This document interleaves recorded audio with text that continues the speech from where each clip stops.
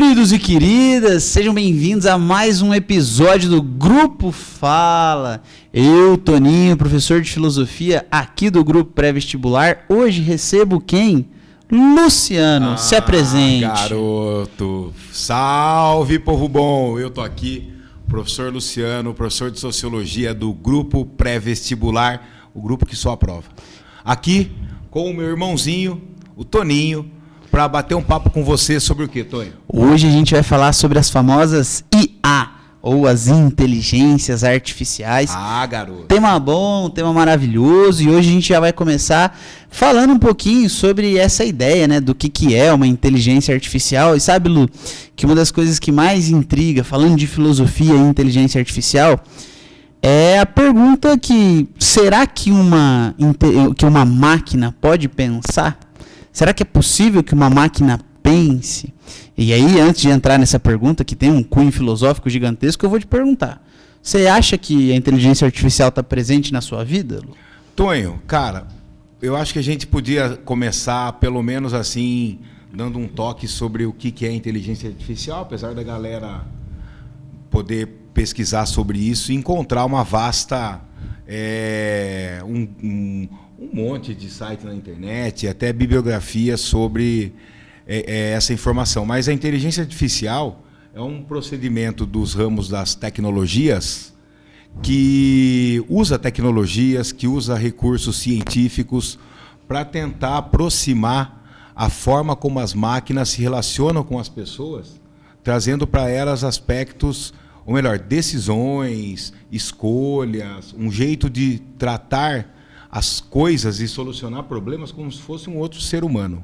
Você sabe que uma coisa massa, Lu, é que o termo que usam para inteligência artificial é a ideia de uma máquina que consegue ter autonomia para fazer aquilo que o ser humano faria, para facilitar um pouco o trabalho e tudo mais. Mas isso é muito problemático, né? Por quê?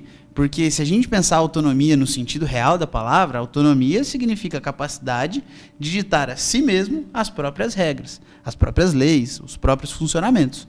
E aí, se a gente considerar por lei e funcionamento só o operacional, ou seja, o somar, o dividir, o captar dados e tudo mais, ok, uma máquina consegue.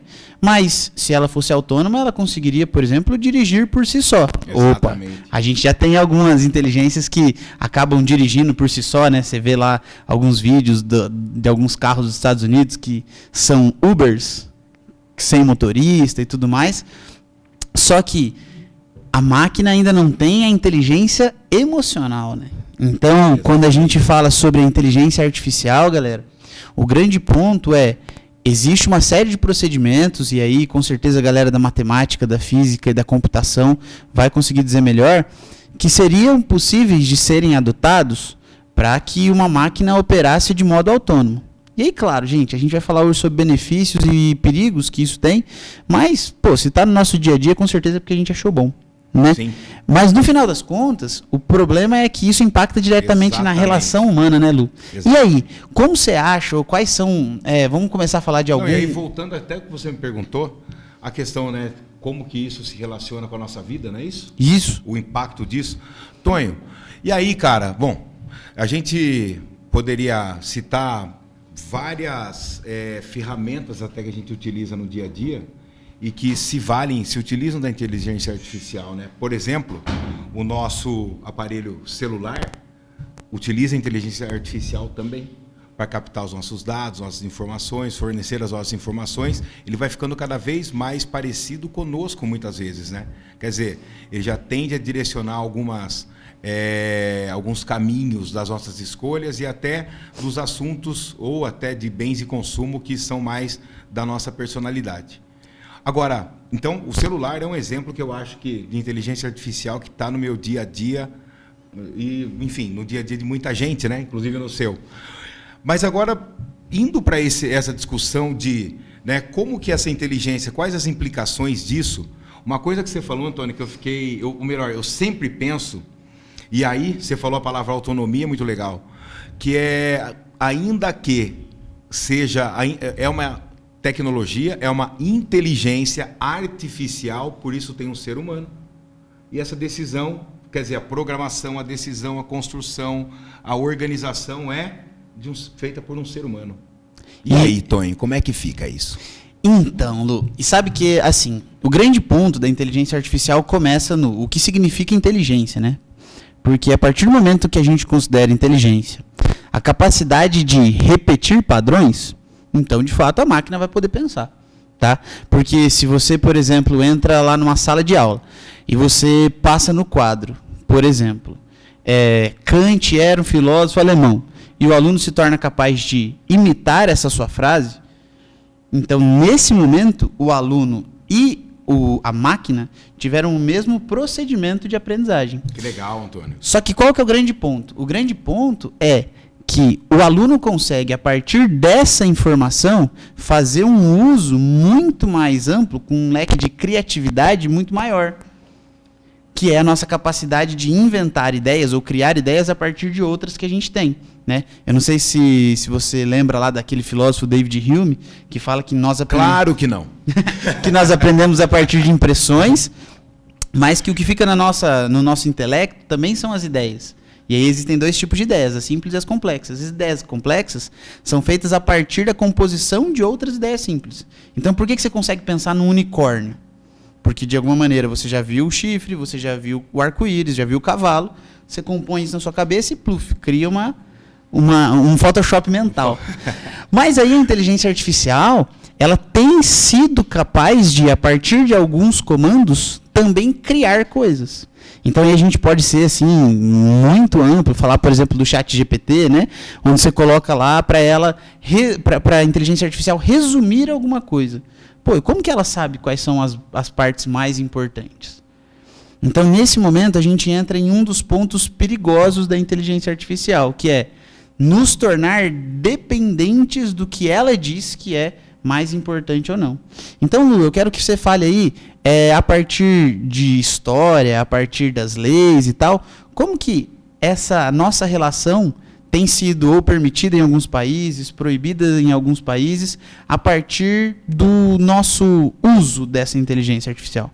Tonho, muito legal, cara, essa bola que você levantou para mim. Porque você estava falando, né, no mecanismo que está por trás da inteligência e nas comparações entre a inteligência humana e artificial e essa transição que há essa tentativa de fazer, né? Ou até que já está rolando e só vai aprimorar daqui para frente.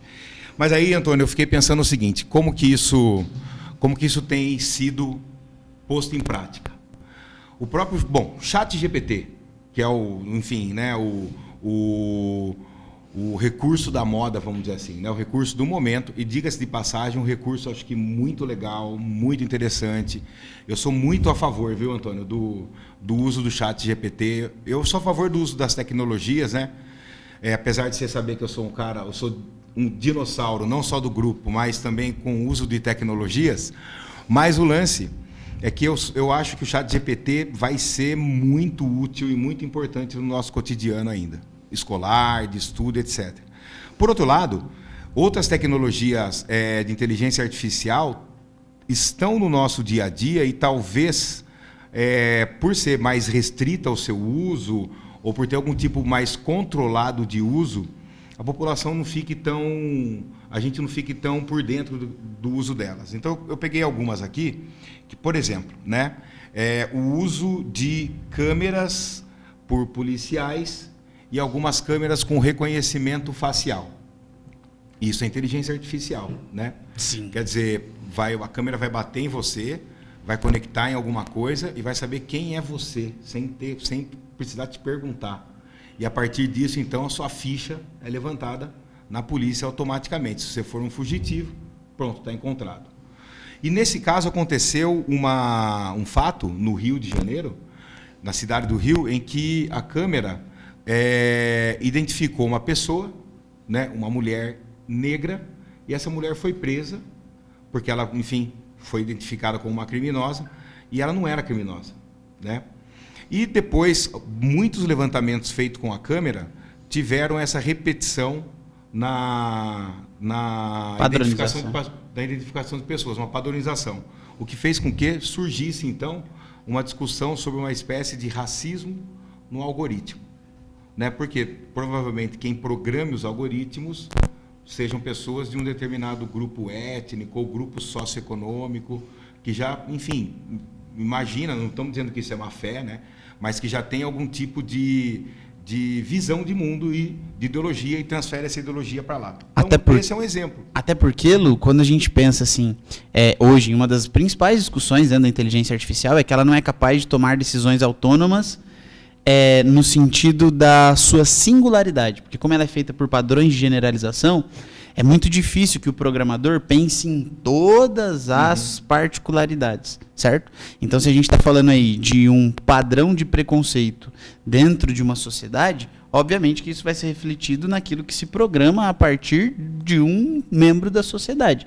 E às vezes não é um membro, né? Às vezes é uma corporação, às vezes é um coletivo que participa disso. Então, essa padronização pode acontecer justamente por conta da consequência do ser humano sendo o grande construtor, né, dessa tecnologia. E tem outros, Antônio. Teve, por exemplo, o caso no recrutamento de pessoas para trabalhar numa determinada área, que o algoritmo também ele teve uma tendência a selecionar homens e excluir mulheres. Então, começou a perceber, né, a implicação, a consequência disso para o ser humano, para quem vai trabalhar, para quem está sendo vigiado pelo sistema de segurança, e também, né, a antecedência disso, vamos dizer assim, para o ser humano, porque quem no fim das contas vai programar essas máquinas para funcionarem, né? Isso, e aí, Lu, a gente pode perceber que existe um grande ponto dentro da inteligência artificial, que é, tal como qualquer outra ferramenta, ela é feita para um determinado uso, certo? Mas isso não impede que ela seja apropriada para outros usos, né? Então, quando você pega, por exemplo, o avião, né, o famoso clássico do avião, é um baita de um instrumento, uma baita de uma ferramenta, mas isso não o impediu de ser usado para outras finalidades que não fossem aquela finalidade pela qual o autor do avião criou. Então a gente chega num momento em que a inteligência artificial ela está extremamente difundida, ou seja, todo mundo ou grande parte das pessoas tem um celular na mão, as conexões de internet estão cada vez mais rápidas e mais populares, né? Você tem países aí onde o 5G é disponível no Wi-Fi da rua. E aí a grande pergunta é esse instrumento, ou seja, a inteligência artificial, ela sendo um instrumento importante para o ser humano, ele também pode ser um instrumento que traz prejuízos? Essa sua fala já mostrou claramente que, obviamente, os nossos preconceitos refletem nessa inteligência artificial. Mas e os benefícios? Quando a gente fala de benefício, por exemplo, falando da nossa área, né, da educação, vários professores me falaram que estavam preocupados com o uso do chat. E eu falei, galera, eu acredito que é uma ferramenta a mais. Tal como a Barça não substituiu os alunos, tal como o Wikipédia não substituiu os alunos, tal como o ChatGPT não vai substituir os alunos. E substituir os alunos eu quero dizer o quê? Eximi-los de pensá-los, ou seja, fazer com que eles parem de pensar. E aí a gente entra nesse ponto, né? Por quê? Como que a gente pode entender, então, Lu, que essas decisões das máquinas foram prejudiciais para os seres humanos? Quais foram os prejuízos reais?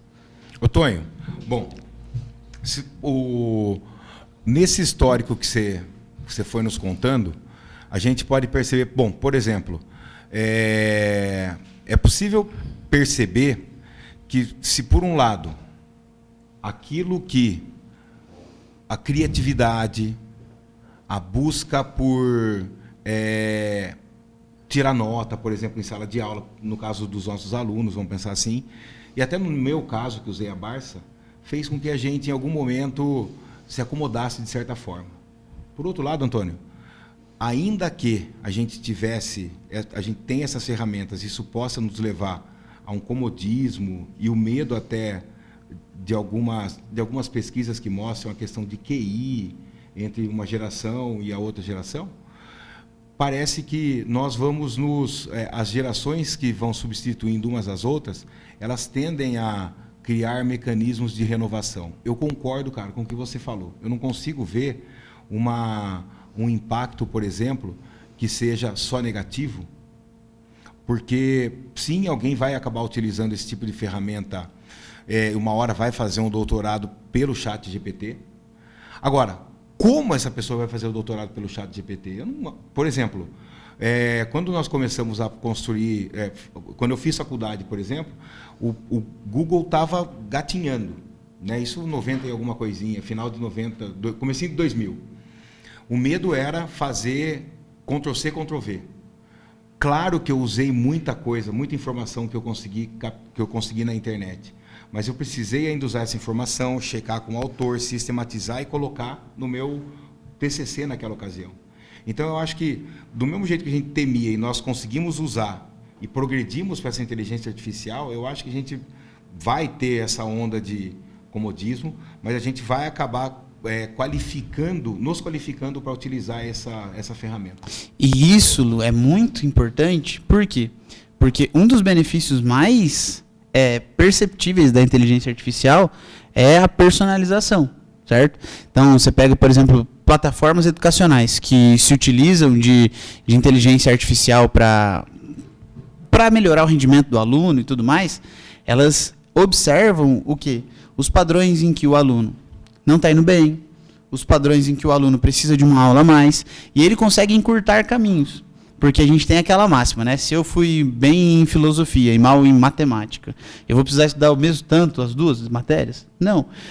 Só que o aluno, o ser humano, o pai, o professor, todos nós somos seres humanos pelo simples fato de que temos uma capacidade racional, não de juntar informações somente, mas sim de utilizar essas informações para aquilo que a gente vai chamar de plano de vida, projeto de vida, né? Então nós somos projetos.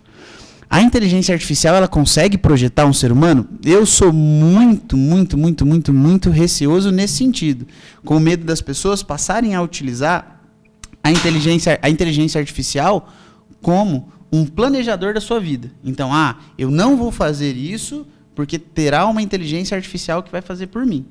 Agora, eu gosto de pensar o seguinte, que imagina só, você tem um carro que vai te levar para a academia.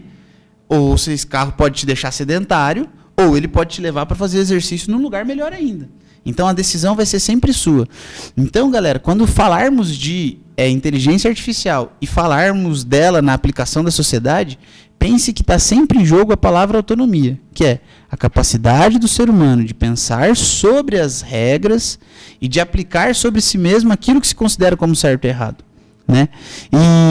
E aí você falou lá daquela parte das câmeras, e as câmeras estão cada vez mais conectadas com o nosso jeito de ser, com a nossa vida, com a nossa padronização de beleza, modo de se vestir, até o que a gente faz ou o que não faz, né?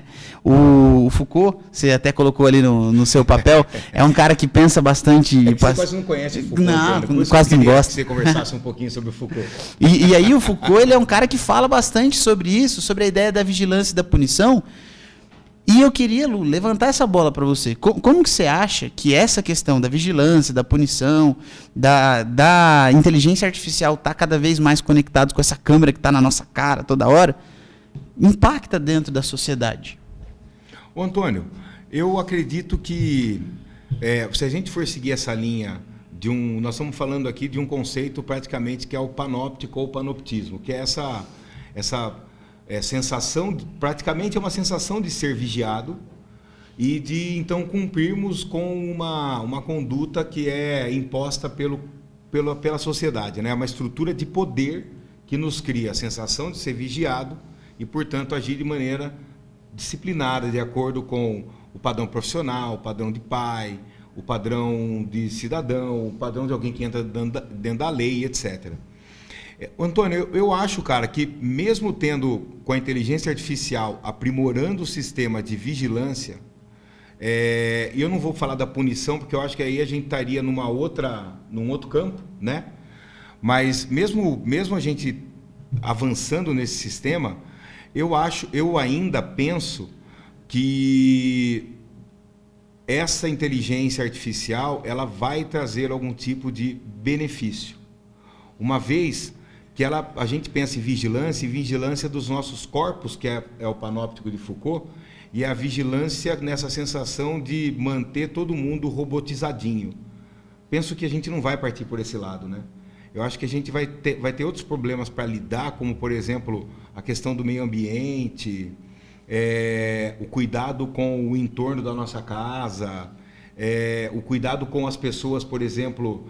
Nós estamos tentando nos interagir um pouco melhor com questões relacionadas ao autismo, as questões de gênero. Eu ainda penso que esse sistema de panóptico pode nos adequar num outro grau, não num grau indivíduo tecnologia, indivíduo sistema, mas numa questão de uma nova cooperação social, entende? Sim, não sei se eu viajei muito, mas eu penso assim que essas tecnologias elas não têm mais esse padrão 2D que o Foucault viveu. Eu penso isso, sabe? Uhum. Que nós estamos num outro padrão 3D, 4D. Não, eu acho sim, Luque, e que isso que você levantou faz parte de uma atualização do que é o vigiar e punir, isso, né? Longe de mim aqui querer fazer uma espécie de anacronismo com Foucault. Por favor, nada disso. Mas a ideia é assim, que dentro da nossa sociedade hoje existem estilos de vida, certo? E a inteligência artificial, principalmente aí vamos falar de rede social, né? Aplicada a algoritmos e tudo mais, ela determina uma série de preferências dentro da vida do sujeito que acaba sendo algo determinante para o próprio gosto do sujeito. Então é meio que uma retroalimentação. Eu entro no meu celular, curto algumas fotos, alguns vídeos, assisto algumas lives, e esse celular vai identificando esses padrões e ele vai me devolvendo aquilo que eu quero assistir. Então, o que você está falando faz muito sentido, principalmente no ponto de que eu vou ser uma pessoa que serei alimentada por informações dentro do celular. Só que não do celular e dos meios eletrônicos, enfim. Mas só que essas informações não necessariamente vêm só de dentro do celular. Então eu não vou ficar no celular estudando sobre o celular. Exatamente. Dentro do celular eu vou ter contato com questões ambientais, com questões de minoria, igual você estava falando. Só que aí vem o benefício, né? Por quê? Porque antes, para você estudar geografia, você olhava no mapa mundi ou naquele globo todo desbotado que ficava em cima do armário da escola. Hoje você entra no Google Earth lá e você já vai direto, você pode ver em tempo real o que está acontecendo. Exatamente. E isso fornece uma potencialização da informação e da realidade que gera um dos sentimentos mais importantes no ser humano, que é a empatia. Porque, vamos lá, se a gente pega, por exemplo, uma questão como a guerra da Ucrânia, quanto tempo demoraria para a informação de uma guerra começou, chegar do outro lado do mundo, se a gente estivesse falando aí do século XIV, século XV? Agora, a guerra começou e eu garanto para você que em poucos minutos o mundo todo estava sabendo. E isso nos gera uma capacidade muito grande de se colocar no lugar do outro. Então é muito interessante como a mesma ferramenta que pode desumanizar por afastar o ser humano do convívio, por alienar o ser humano, também é uma ferramenta que pode humanizar. Exato. E aí essa autonomia que você está falando, essa vigilância, essa punição 2.0, 3D, 4D, 5D, é uma ideia que está muito na mão de cada um. Só que aí, galera, assim, eu acho que isso aqui soaria até como um alerta. Longe de mim querer ser um guru da internet, mas tá na sua mão a força de entender que o seu celular vai mostrar só o que você quiser. Então você precisa forçar-se a ver aquilo que inclusive você não veria. Ouvir músicas fora do seu padrão, assistir filmes fora do seu padrão, conversar com pessoas que não necessariamente façam parte do seu ciclo, que a gente chama de bolha social virtual, né? Não, Antônio, e aí esse conviver um pouquinho fora do padrão é o mundo 2D. Não tinha como antigamente, na década de 80, você não estar com uma galera e alguém colocar uma música que você não gostava, falar de uma coisa que você não gostava, usar uma roupa que você não gostava, enfim. A rádio, né, mano? A rádio, enfim, você tinha que ouvir, esperar chegar a sua musiquinha. Mas aí seria um outro papo. Mas eu peguei isso só para ilustrar isso que você estava falando, de que a forma como eu vou usar a tecnologia. Antigamente, existia a forma, a tecnologia estava lá, era uma para todo mundo. Agora é cada uma com o seu, tendo que criar sua própria rede, sua própria personalidade, digamos assim. E isso me faz lembrar de um sociólogo britânico, inglês, que é o Anthony Giddens, que fala da reflexividade. Ele fala que nós vivemos uma modernidade reflexiva. Quer dizer, a gente vive num mundo em que, como você falou, as informações, elas estão tão fluidas, né? Tanto que ele fala de uma sociedade em que a globalização promoveu um mundo em fuga, né, o Giddens. E esse fluxo de informações de todo tipo, né, de consumo, lazer, relacionamento, são essa teia de novos relacionamentos que surgiram. O Giddens fala que isso leva a um mundo reflexivo, mas reflexivo não do ponto de vista de ter uma reflexão crítica, dessas informações exigirem das pessoas que absorvam elas e tomem uma decisão que vai impactar na vida delas.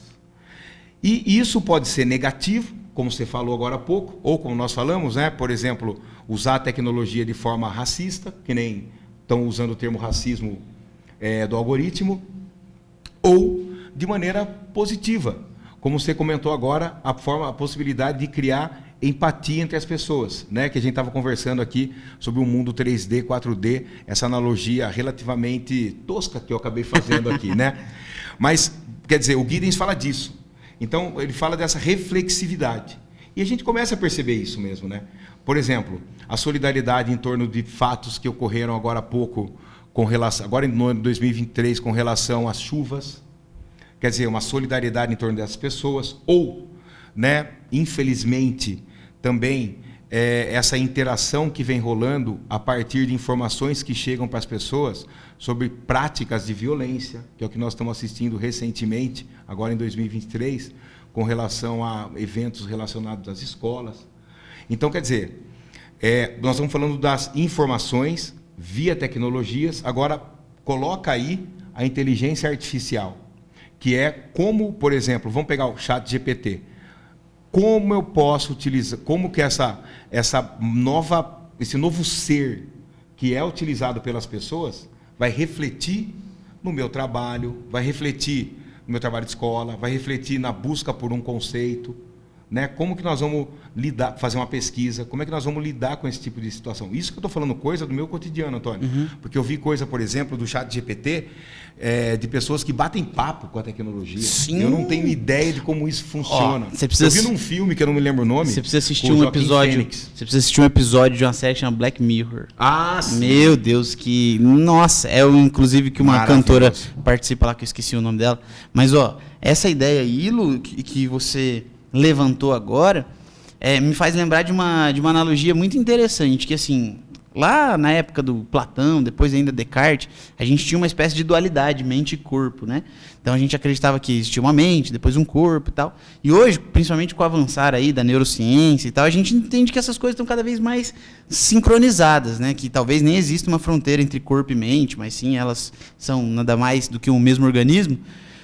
Mas quando a gente observa a tecnologia, a gente olhava para ela como se fosse um objeto externo, né? Tal como a gente olhou para esse copo. Eu vou usar esse copo e tal.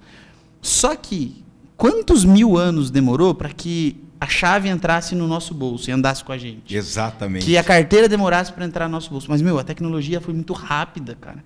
Ela surgiu e o celular, por exemplo, ele está andando com a gente todos os lados. E aí as pessoas preferem perder a carteira do que perder o celular. Por quê? Porque o celular tem muito mais do que simplesmente informação. É informação então, só uma coisa. Personalizada. Eu estou sem carteira aqui. O meu celular tá, meu documento, um cartão, tudo. Enfim. Perfeito. E olha que eu sou tiozinho, hein? Então, assim, falando sobre a inteligência artificial, Lu, eu acho que o cuidado com essa inteligência artificial se faz muito necessário. Por quê? Tal como avião, fissão nuclear, enfim, todas essas paradas, a gente precisa pensar para fazer um uso ético disso. O Habermas vai dizer que a gente precisa fazer um uso ético do nosso discurso na nossa contemporaneidade, e a tecnologia chega com toda a força e a gente precisa pensar nisso. Por isso eu queria que você falasse um pouco do que aconteceu lá na Itália com o ChatGPT, para a gente já pensar um pouco sobre, precisamos refletir com leis, com códigos de conduta, com moralidade, sobre esse espaço virtual que é a internet. Porque não é mais espaço físico, espaço internet. Agora os dois estão juntos. Porque você está ao mesmo tempo na internet e socializando com as pessoas.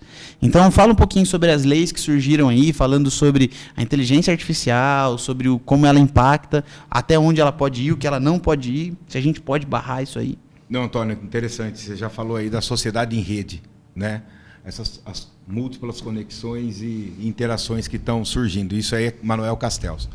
Mas o lance é o seguinte, bom, Antônio, cara, batendo o olho, o que tem de informação sobre inteligência artificial, eu confesso para você que quando você bolou o tema e eu loucamente topei, eu conheci assim muito pouco, né? O que eu mais estava por dentro assim de inteligência artificial, o que é na verdade não estar por dentro, é o filme O Jogo da Imitação do Alan Turing. Era o que eu conhecia. Eu não sabia o quanto de inteligência artificial está no meu dia a dia, né? Mas enfim. E aí o que aconteceu? O ChatGPT apareceu estrondosamente e na Itália ele está proibido, acho que desde o dia 1º de abril ou 31 de março, ele está proibido porque enfim, algumas respostas que foram dadas ou algumas informações que foram utilizadas no ChatGPT violou, deixa eu pegar aqui que eu acho que eu tinha anotado, ela violou os direitos de privacidade relacionados às leis italianas e violou alguns direitos que se referem à questão da infância. Se não me engano, Antônio, foi o uso de alguns termos que são termos que tem que ser, que passam, não é uma censura, mas idade um filtro. Um filtro. Deixa o seu like. Não esquece aí, deixa o seu like, se inscreva no canal, se inscreva no Spotify, fale com a gente. Então, lá na Itália, então, quer dizer, esse filtro percebeu essas palavras, né? E então o ChatGPT foi interrompido, o uso dele foi proibido, até que ele seja readequado e etc. E possa, enfim, ser utilizado novamente. Mas tivemos outros casos sobre isso, né? No Brasil mesmo, houve uma mobilização, ano passado, se não me engano, de artistas, porque a inteligência artificial, na verdade, nós estamos no ChatGPT 3, né? É a terceira geração de inteligência artificial. Então, existem outras gerações, né? Tem uma geração que é perguntinha e respostinha simples, tem aquela geração que são os chatbots, se não me engano, e agora essa outra geração que parece muito mais próxima a uma humanização entre aspas, e etc. Então, aqui no Brasil, então, foi uma forma de perguntar, que é interessante do ChatGPT, que é o comando certo, a conversa certa, portanto, saber dialogar vai ser importante para usar o ChatGPT. Então, não é obra de arte, mas o uso, a criação de logomarca, padronização de cardápio, pessoas que trabalham com arte, ou com design gráfico, música, cara, tem criação de roteiro de filme. Sim, tem uma inteligência artificial que, inclusive, ele constrói a letra da música para você e eles associam isso com outra que faz o beat da música, o metrônomo, a harmonia, a melodia, tudo. E aí o cara pega isso pronto e grava, né? Eu acho que, inclusive, tem artistas famosos que já fizeram essa experiência e a música acabou rodando, assim, muito bem, né? Então, esse impacto, ele é um impacto que a gente está percebendo o seguinte, antes o ser humano tinha capacidade de aprender por imitação. A máquina chegou nisso. Antes o ser humano tinha capacidade da criatividade. Por conta de uma imitação muito super elevada da máquina, ela começou a aparecer, combinar tantos elementos variáveis e de modo personalizado que ela parece ter criatividade. Então a pergunta central de hoje, que é como isso impacta a sociedade, não é a pergunta de como a gente faz para barrar a tecnologia, mas é como a gente faz para que a tecnologia nos ajude a ser cada vez mais humanos. Exato. Para que a máquina seja cada vez mais potente, cada vez mais personalizável, cada vez mais avançada, e que isso não impeça o ser humano de ser um ser humano. Por quê? Quando você vai encontrar um médico lá de plantão, esse cara vai utilizar de inteligência artificial para conseguir te dar um diagnóstico, às vezes fazer uma pesquisa rápida, para fazer uma cirurgia ali, aquelas cirurgias robotizadas, né, com máquinas e tudo mais. Só que o que está por trás daquela máquina faz com que o médico seja um humano. Então, como faz para que o médico, mesmo tendo toda a inteligência artificial à sua disposição, seja cada vez mais humano? Como que o professor, tendo à sua disposição um computador, um celular, o ChatGPT, faz para que seja ele cada vez mais humano e os seus alunos se tornem cada vez mais humanos. E aí, Lu, eu acho que nessa pegada vale a pena a gente destacar algumas coisas. E para mim são 2 pontos fundamentais. O primeiro é a questão da autonomia. Discutir o que significa autonomia. Autonomia não é fazer as coisas sozinho simplesmente, mas é fazer as coisas sozinhos conseguindo se questionar sobre se aquilo que se está fazendo é certo ou não. E isso Kant já mostra para a gente lá atrás, a partir do imperativo categórico, mas para mim tem um outro ponto também, que foi a partir da voz do Goleman aí que surgiu, que a gente fala sobre uma inteligência emocional. Porque eu posso conversar com o chat GPT, e ele pode estar programado, mas o fato dele não conseguir se compadecer das minhas dores, de ouvir aquilo que eu tenho. Ele pode ler aquilo que eu tenho, programar uma série de respostas, mas ele não pode validar meu sentimento. Então, eu acredito que esse caminho interessante, hein, Tonho? Que a gente Muito fala sobre a inteligência emocional, que tem sido cada vez mais discutida dentro das escolas, a questão de como ser cidadão, a questão de como pensar no outro, faz com que nós nos tornemos cada vez mais humanos. Muito legal. E principalmente pensando dentro do uso da tecnologia, de como utilizar a ferramenta para nos ajudar a ser cada vez mais humanos. E aí entra um ponto, né? Por quê? Porque ela, enquanto ferramenta, também pode desumanizar, porque leva para o sentido contrário. Então, como isso pode virar lei, como isso pode virar regimento, como isso pode fazer parte da nossa moralidade. E, galera, só deixando um aviso claro, o nosso papo tem uma pretensão muito maior de levantar perguntas do que dar resposta. Até porque nós não tem, né? Até professor de Sociologia e Filosofia, com finalidade da resposta, não teria. Né? E nem é isso que a gente quer trazer. Ô, Tonho, eu queria falar uma coisa. Bom, na verdade, uma coisa e ler um negocinho que eu deixei separado aqui. Leia, com todo carinho. A primeira coisa é a seguinte, você falou de um ponto fundamental, né, que você acha assim, das tecnologias. Eu adorei a ideia de autonomia, muito. E inteligência emocional eu tenho que estudar um pouco mais, mas eu compreendi. Para mim, Antônio, o que me faz pensar com relação à minha dica, né, vai ser sociológica, não vai ter como, né? E, cara, eu sempre tento usar um raciocínio dialético, né? Então, o que chega até mim, como eu interajo com isso e como isso é desconstruído por mim e reconstruído num outro plano. Então, quer dizer, um exemplo, eu confesso que a primeira vez que chegou o chat GPT, eu achei que isso ia me emburrecer. Segunda coisa, por outro lado, eu tenho que entender que isso existe, independentemente de mim, isso está aí. E eu vou ter que compreender isso. Terceiro, como isso vai impactar minha realidade? Meu aluno vai usar, eu uma hora vou ter que acabar usando.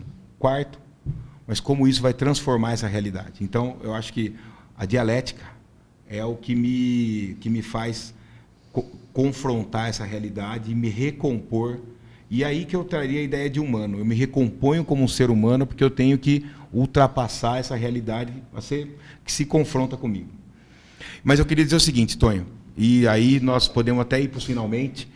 Cara, na faculdade eu li um livro, Antônio, que foi um dos mais difíceis que eu li na época, que é o livro Manifesto Ciborgue, da Dana Haraway. Ele é um livro mais ou menos que foi publicado em 1985. Eu li ele mais ou menos em 2000 e alguma coisinha.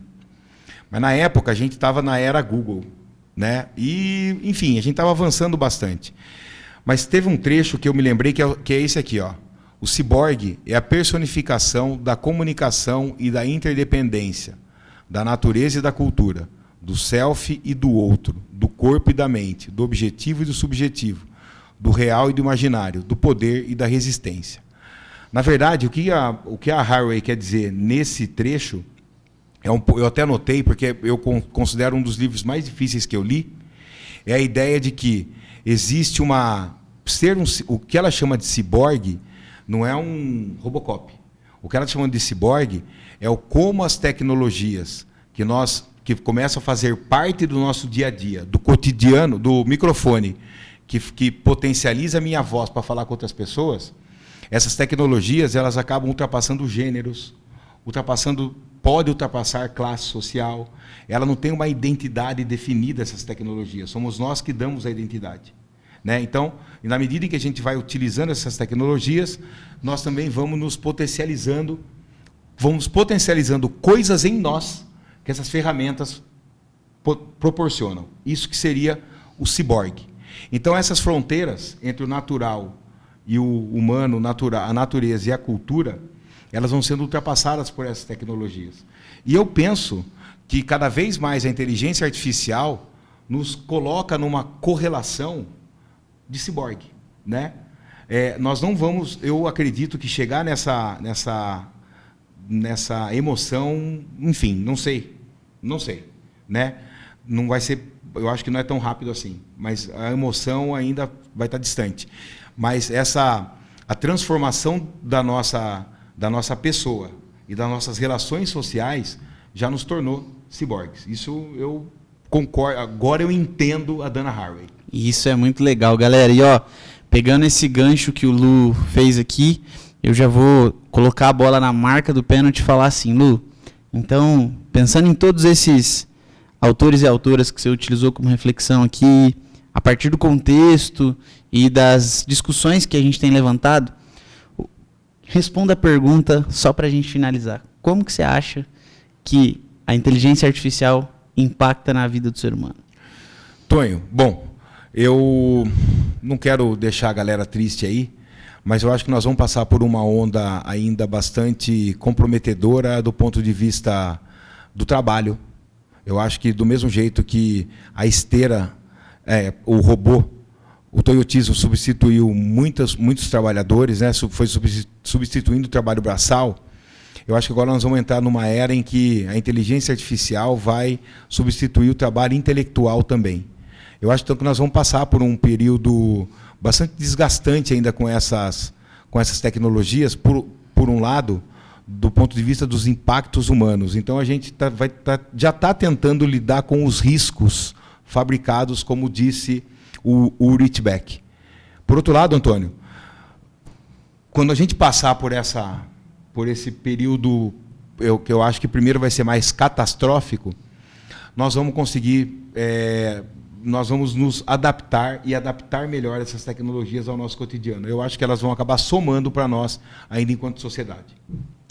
E, para finalizar, galera, eu só queria corroborar tudo isso que o Lu disse. É algo muito importante que não seja um assunto que nós levemos como algo trivial, porque não é. Na história da humanidade a gente não viveu outro momento igual a esse. A gente pode ter passado por situações parecidas, mas como essa, nenhum momento. Então, discuta, reflita, pense, leia sobre tudo isso, porque no final das contas, hoje ainda o que nos faz ser mais humanos ou ser diferente das máquinas é o fato de conseguir pensar sobre o próprio pensamento. O que a gente chama aí de uma autoanálise, uma autorreflexão, uma construção de um ser pensante. Então, a autonomia, a sua inteligência emocional, tudo isso são itens que você precisa desenvolver para que a inteligência artificial te ajude a construir uma vida melhor. É muito interessante que o Francis Bacon, lá atrás, numa obra Nova Atlântida, ele disse com todo entusiasmo isso que o Lu acabou de falar, que o ser humano vai desenvolver cada vez mais a ciência servirá para uma vida melhor do ser humano. Depois veio o Adorno Horkheimer e rebentou com isso, falou assim, não serviu para nada, a gente construiu ciência, mas a ciência serviu de alienação. Mas eu gosto do Benjamin, que fala o seguinte, a gente colocou, por exemplo, a arte no meio de reprodutibilidade, reproduzimos, sim, fizemos um monte de porcaria, mas no final foi essa capacidade de alta reprodutibilidade da arte que tornou ela democratizável. Ou seja, foi por causa disso que pessoas conseguiram assistir o filme lá do Charles Chaplin e se identificar com ele e repensar sobre a situação do trabalho. Então, talvez hoje você esteja assistindo isso aqui por uma inteligência artificial que ele recomendou no algoritmo do YouTube. E talvez isso seja uma ferramenta para te levar a questionar e pensar um pouco a situação de vida que você tem e a questão de dependência que nós temos da tecnologia. Então, de modo autônomo, de modo reflexivo, pense, use e, principalmente, converse com as outras pessoas sobre isso, para que a tecnologia não seja um problema, mas sempre seja uma ferramenta a ser utilizada para transformar a gente cada vez mais em seres humanos melhores. Beleza?